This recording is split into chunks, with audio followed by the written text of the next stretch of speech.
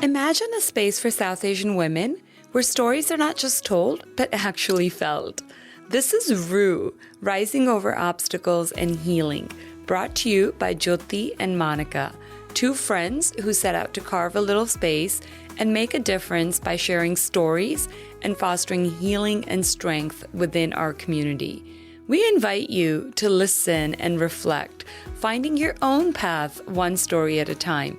And just for sticking around, there's a golden biscuit at the end of each episode. Hi, today we're going to be very brave and we're going to share our personal story. Monica and I both have something in common. We both moved after we got married. I moved across country from one coast to another. And Monica actually moved from Canada to the US. So we're going to unpack all of this, what the move entailed and how we found one another. Yeah, I feel like this is the first time we're actually going to sit down and talk about this, right? Like, yeah. I haven't even, you think about it, but I've never spoken to anyone really about all of this that happened, even though this was 15 years ago. Yeah. But you're so young, you're naive. Mm-hmm. I know for me personally, I really didn't think of it much.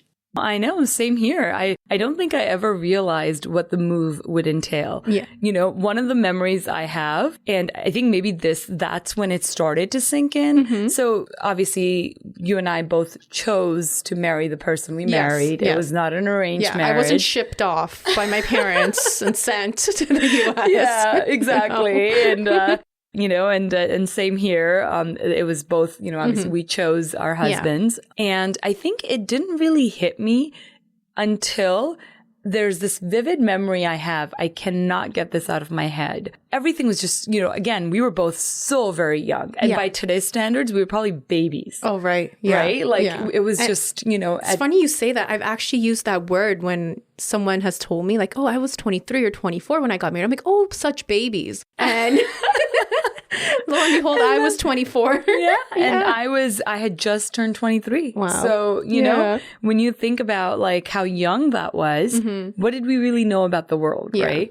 But the first memory or the time when I thought, okay, this is real, got a glimpse of what it was going to be like was obviously the excitement of getting married. My husband, his whole family came to my hometown. And it wasn't until it was time for me to take the flight, my first flight back from my hometown to now here, there were about 40 people at the airport that came to see me off. I'm sure it was a spectacle, to everyone else, looking. But here I am in my juda and I have a suit on because, I'm coming into my in-laws' house for the first time. And I just remember seeing all my family, my aunts, my uncles, everybody. There's 40 people at the airport. What an emotional setting. Yeah. Everyone's crying. And I realized at that point, everyone's staying back. Yeah. It's just me. I'm going, Yeah. You're leaving all that behind. I'm leaving all that behind. Which you had. Because you don't know, right? Really, truly until you leave it. Yeah. Exactly. I will never forget that scene. It's forever etched in my mind. Yeah. I'm in this blue suit and I've got my juda on and I'm leaving and I've got like 40 people waving and crying. I think that was, that's when it first hit me is wow. Like I didn't realize all of this, and then coming here, I mean, it's such a big shock from the West Coast to the East Coast. It is a huge culture shock, even though, my husband's from the same background and everything. Culturally, it's the same culture, but still you just overall the American culture on the West Coast versus the East Coast. Completely different. That was, very different, very different. So how was yours like? So my vidai or something, or what would you rate, was different because I can say it now. It's been it's 14 going on 15 years. We were actually crossing the border from Buffalo. Oh, okay. And because I was supposed to come here and get it, so it was easier to get sponsored if we got quote unquote married within the States as opposed to Canada. Like it was possible, then I would have to stay there and then wait and everything. So we did get married in my hometown. But then the next day, my parents and like yours, all my family, they came to drop us off. Okay. And what it was that we were just going to be taking a trip to Buffalo. You know, we just want to see the other side of the falls. But my parents were going to leave me there. Oh, gosh. Okay. You know, smuggle me into my husband's car. We drove into New York. Yeah. And he had all his family there, family from India, Australia, Vancouver. And, you know, they're all there and they're busy at the falls sightseeing. We were supposed to have you know, be in and out, right? Yeah. No. Then we just started viewing and having fun and stuff. It got late. And then I got into my parents' car and I had just gotten married, so I had to hide my mehndi. Oh. I had my chura off because they couldn't know that I was married, right? Yeah. It just would have been a bit more difficult then. Yeah. So then, knowing my luck, my uncle got called up to immigration. Oh. Because, well, you know, with us Indians, our names are, you know, we don't have much variety. Nah, you're right. I don't think our grandparents really cared much if their neighbors or their cousin's child was named the same. That is true. And naming their children. So anyways, you know, there was a little mix up. They thought he was someone else and everything, whatever. And then, you know, my husband's side, they're all waiting on the other side and they're like, what's going on? What's going on? Right. And they're thinking obviously because of, you know, this thing, but everything got cleared. So we went and then we got into Buffalo and like that's when it really hit me true too. Of course I cried during my doli. Yeah. But like that buy of being like, I'm leaving my parents, I'm getting into, you know, his car. Yeah. Yeah, that was really sad. But luckily, because he had so much family with him, you know, it wasn't just him and I driving this long drive. It was his family from Australia who I had met before. So, you know, they kept me all nice and happy. But that's when, like when you start the process, you start taking those steps was when it was really hitting me. But then the next day I was fine again. Yeah. So imagine this. The West Coast, we don't have basements. Most homes don't have basements. Okay. So my very first difference that I noticed, I get into the house and then, you know, everyone just goes down to the basement. And I'm just like, oh. Yeah, because that's like a hangout spot on this side of the coast, right? Yeah, it's the hangout spot. And we go down and I'm just like, oh, okay, you know, very interesting. So that took some getting used to, you know. And then as I realized all the differences, right, on the West Coast, you don't have public transportation. Oh, yeah. So, see, I came at least from the East Coast of Canada. So it was still very similar to New York, not as populated, but still very similar, like subway systems, the buses, all that. Yeah. So that's, you know, so it was, I guess, not as much of a difference. Yeah. But for me, you know, I was used to driving everywhere. So because you drive everywhere, you don't necessarily pay attention to the type of shoes you're wearing. Oh, no. Because you're driving, you're not walking much. So coming from the West Coast, I always wore heels. That's just what I did. I, you know, like wearing sneakers, wearing comfortable shoes. Like, what's that? You know? So I still remember my husband and I went to check out the fireworks. We went into the city. I didn't realize, first of all, the sheer volume of people that would be there, right? I mean, I'm, you know, from Seattle to New York. I mean, come on, right? Seattle's populated, but in comparison to New York, it's, you know, very different. So first of all, I'm just like amazed at the just sheer volume of people that I had to get through to just watch the fireworks. But it's not even that. It's like we had to show up 5 hours before. I was just going to ask you about that. So we showed up like 5 hours before the fireworks were even due to start. Here I am all dressed cute. I've got my heels on and I'm there the whole time, right? Like it's like 5 hours of standing. Then the fireworks start. And then by the time you leave, it's like a good 12 hours that you've been there just to go see these fireworks, right? And then at that point, we had to walk to the train station. take the train. And then you get off at your stop, and then it's like you have to walk to the bus, right? Yeah. I still remember it's by then nighttime, and I was so tired.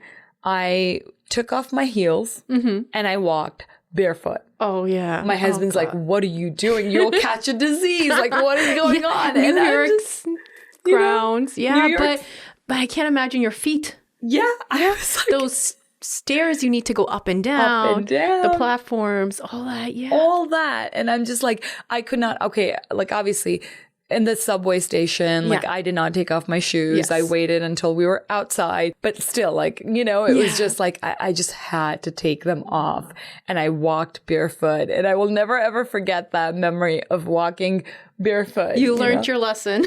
I learned my lesson. There's that saying, right? You can tell when there's a tourist or a New Yorker. And there you go. That was probably one of the signs. Exactly. You know, but you get acclimated, right? Yeah, you do. Yeah. And that is a big shift, right? Like for me, the transportation was a thing, but it was driving. So I was used to driving a lot as well, but I didn't anticipate the traffic and the one-way roads. Oh, yeah.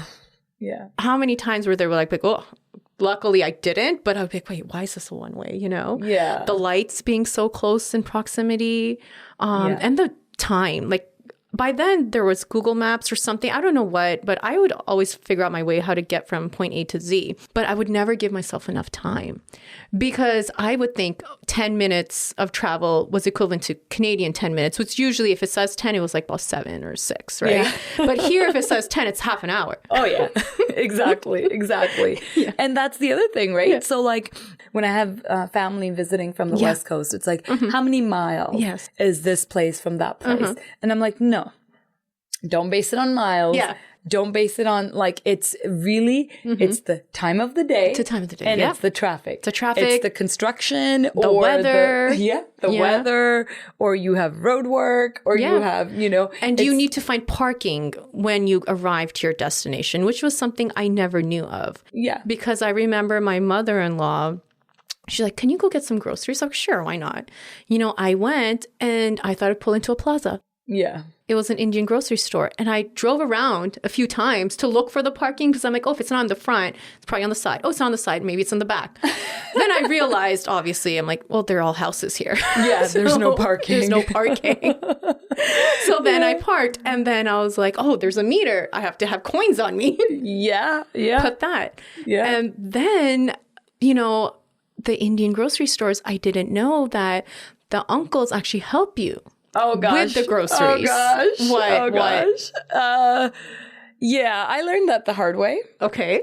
So I did not know either that there's these Indian, like, you know, elderly men, like uncles, obviously, like, who help you with the grocery, right? So my very first time doing Indian grocery shopping was very interesting, because I did my shopping.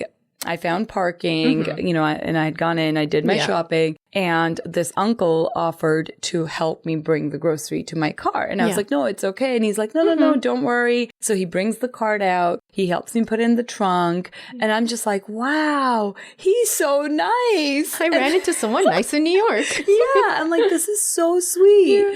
And then I am so afraid I cringe when I think about this, because so he stood there, and I'm like, okay, you know, like, thank you, Uncle G. And he's still standing there. And then I'm like, that was very sweet of you. And I give him a hug. What? I'm telling you, I'm so embarrassed. You hugged the Uncle G? Yes, because I'm like, okay, well, you know, I said, you know, thank you. And he's still there. And I'm like, oh, that was very nice of you. Thank you. And then, you know, I drove off after that. And it wasn't until you know, like, I don't know, I came home, and I think I told my husband, and he's like, you know, he was waiting for money. And I was like, what? Yeah, he needed his tip, not love. He's like, that's a job. Yeah. And I'm like, what? Mm-hmm. He's like, yeah. He's like, this is what they do. Like they, they don't get paid by the grocery store. Yeah. But they stand there and then they help you with your grocery. Yeah. Sometimes cars are parked really far, whatever, Yeah. And then they just expect you to tip them. My tip is priceless. Okay? Your tip is definitely. Did you ever run into this Uncle G again? No, I did not. I did not. But oh gosh, I mean, I just every time I think about that, now I'm like, obviously, and but I just will never forget that moment. So it's like you have all these learning curves. Yeah, there's definitely a lot of learning curves, right? Like you move, and I think that overall, like that's something that sometimes like.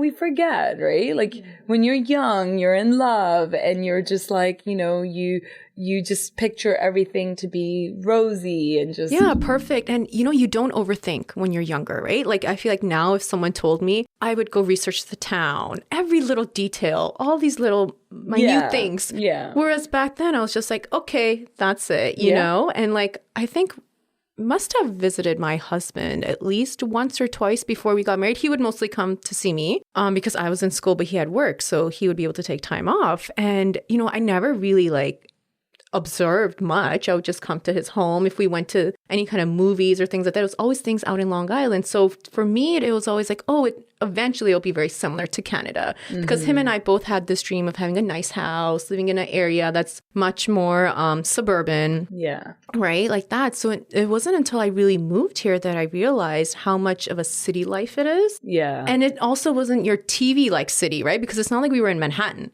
Yeah. So we were we're in the boroughs of New York City. So it's like that in between. You don't have the suburbs, but it's not the city either. So it's like a mix. It's a mix. Which you need to get used to. Yeah.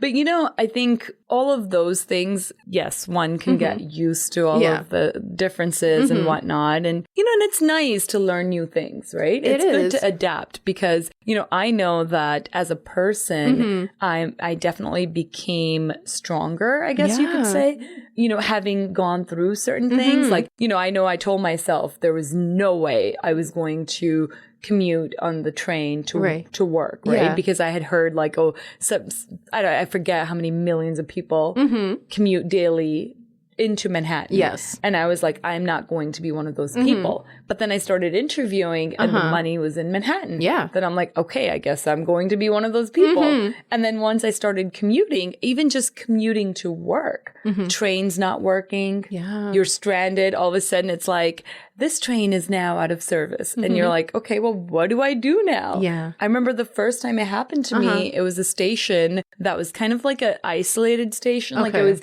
you couldn't there were connections to other trains. Yeah. So the train just stopped and first it was stalled and then it just became out of service. And I'm like, what do I do now? Yeah. And I just started crying. I mean, it's like first you're spending like an hour and a half commuting to work. Yeah. And then this happens and you're just like, what do you do? Yeah. And I remember just like crying and I'm just like, what have I gotten myself into? Like, how am I going to get home You're underground. now? Underground. And at that time, phones didn't work underground. No. And so I had no way of contacting my husband or any other family member to find out like how I could get home. But, eventually like I had to figure it out. Yeah. And then after that, whenever it happened, it was like, oh, I got this. Yeah. You know what I mean? Yeah, it's it like builds little resilience. Like you said, makes you stronger, smarter. Like, there's one thing my brother said to me. He's like, living in New York, it really makes you like stay on your toes. Like you're always just alert, you're active. You can't just be laid back, right? And you get used to that lifestyle of just like being a go-getter and like, it'll get done. I'll do this. Like, oh yeah. I go you on don't even walks realize now. it. Yeah. Like I go on walks like when I'm on like the West Coast. Yeah. I'm always like so far ahead because I'm just like so used to like being fast. Yeah. You're just like, you get to where you need to get to. Like you go fast and then you're just kind of always a few steps ahead. Yeah. Like with everything. Planning, everything, right? So those are good things. It is. And but then at the same time, like I feel like, it's important to really think these things through, right? You know, like we were young and I had my sister-in-laws. living with us. So it was nice that when I did move here, it's not like I was completely isolated. I know I had a social circle, and then through them, I got to meet you. Yeah. And, we started bonding and doing things, and you really have to open up. Like for me, I was always the shy kid. Yeah. I was the one who's always in the corner, not speaking. One thing I remember that really helped me make friends and open up was when I joined your non-for-profit. Yeah.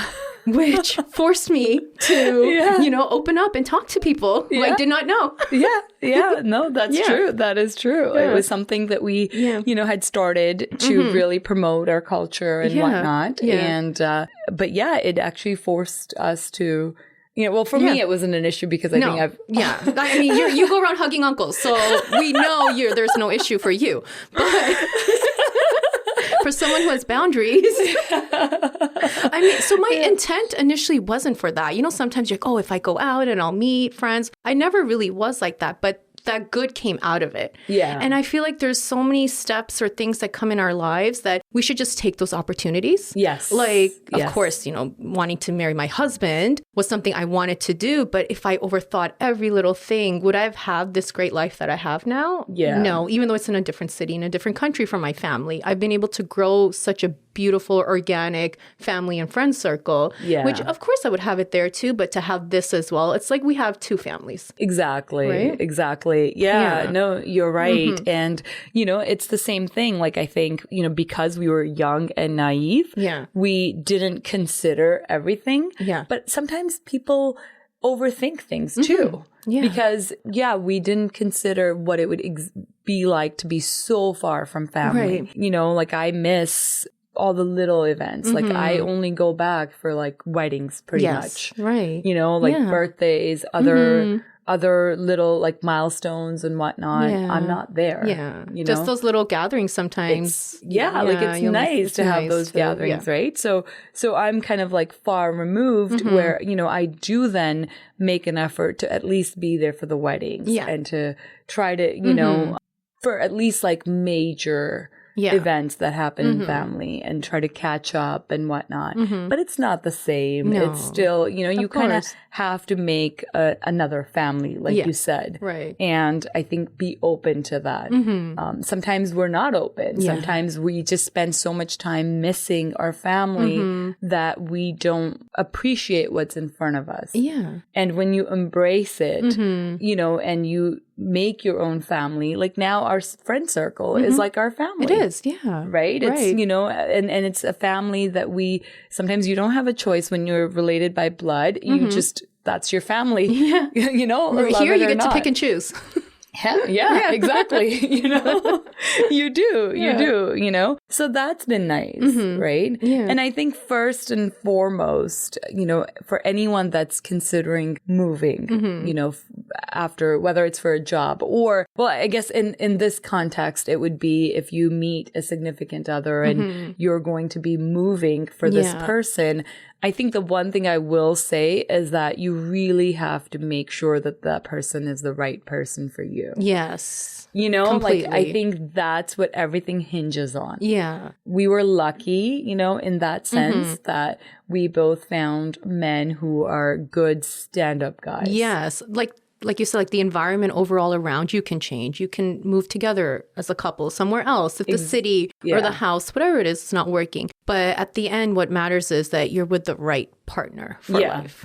Exactly. Yeah. That's, I think, first and foremost. Yeah. Your values match, your morals, your ethics, your goals in life. Yeah. And sometimes those change too, obviously, with time and age. But at least you have each other's back, your understanding, and respect is one of the most biggest things as well. It is. It is definitely. And I think that one thing this generation now is, and I don't know if it's a generational thing. Maybe I need to take that back. I think one thing is that we think that there's someone better out there. Yeah. Right? Nowadays, that's what I'm seeing. And because there's just that pool that you can just choose from, right? Like if you don't have everything that's on my list, well, I'm sure I'll find someone that has all that. Yeah. Yeah. Exactly. Mm-hmm. You know, before when you and I got married, it was like through family, friends. Yes. That's how you met people. Yeah. You met them in person. You didn't have like a social media profile to vet through. Yeah. You didn't have, you know, like all the preconceived notions about a person based on what you see. It was just like you meet the person and you really get to know the person. Yes. Right. And then you decide if this is someone worth like, you know, eventually like getting to know better and then spending your life with. Right. Whereas now it's like you see their social media profile and then you make up your mind. And sometimes so much of it is behind the screen. Yeah. Right? Like it's texts, it's like quick calls and things like that. Like for us, I know for you and I, especially because we were long distance, it was just phone calls. Yeah. Right? And from there, you can tell the tone of a person. Yes. Mostly the intent of the conversation, all of that. Like you were able to pick up on those things and you would trust your instinct and your guts. You were relied more on that as opposed to what was just shown on a phone. Exactly. And you know what? Now that you're saying this, the other benefit that I see having had that long distance relationship is that back then, like you said, we relied on the phone. So if we were upset with one another, we had no choice but to voice out what we were feeling. Completely. Right? Like there was no, you couldn't, you know, like when you're in person, you can kind of give the silent treatment. You can do whatever, you know, there's, but in, you know, when you're across country, like if you're upset about something, you had to verbalize it. Yeah. And when you verbalize, it just makes you a better communicator. Of course. And that's one of the key foundations of a successful relationship is communication. Yeah. So if you can communicate with one another, right? Like that makes such a big difference.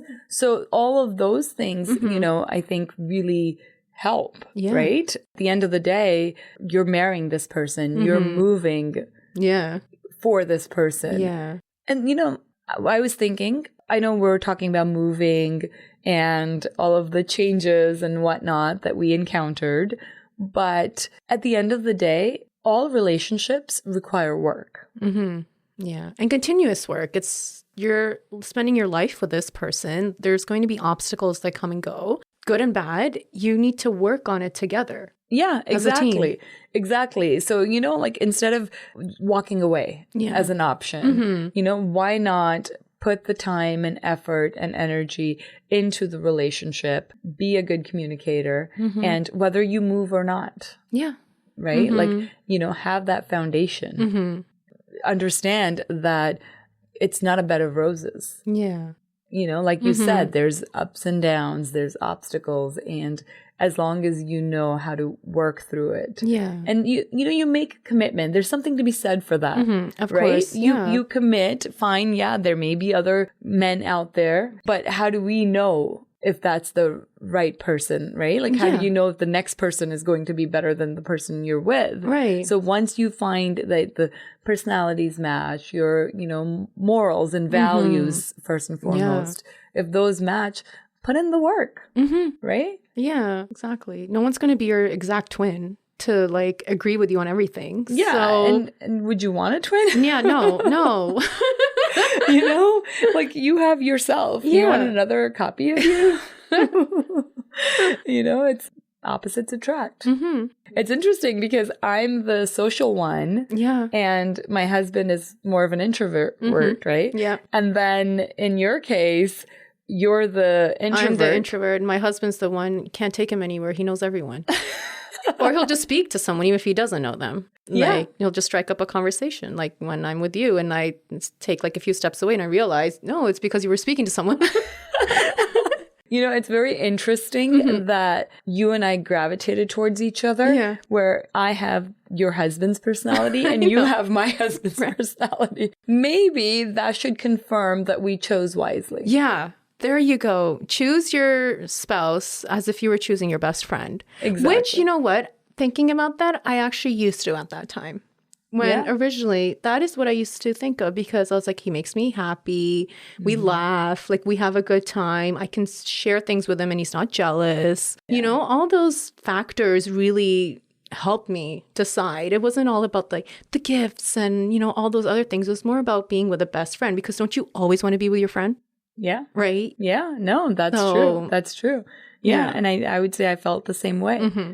So I would say we could probably talk about this topic for a very long time, but I would say that the golden biscuit for today would be, if you're considering moving, don't overthink it if and only if the person has the qualities that you're looking for. Yes. Because yes, you can build another family wherever you go.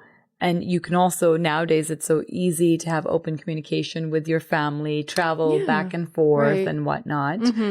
Sometimes it's harder to find that right life partner. Yeah. You can be in the same city as your family, but if the person you're with is making you feel miserable, are you really even going to enjoy your family and your life? Family, and sometimes, you know what? Family follows you. Yeah. So you never know. Take that step. Take that leap, Hopefully you've thought it through and you do it and good comes out of it. Yeah, exactly. Just like you and I. Yeah. ROOH with Jyoti and Monica.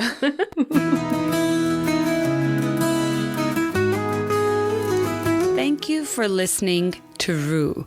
We appreciate you joining us as we cultivate a community of strong, empowered women, one story at a time. If you or someone you know has a story you'd like to share, please contact us at roohdaraz@gmail.com. That's ROOHDARAAZ@gmail.com. Also, do us a favor and please share this podcast with your sisters, your mom, your friends, aunties, your eyebrow lady, like any lady you know. You get the idea. Till next time, Kush raho, be well.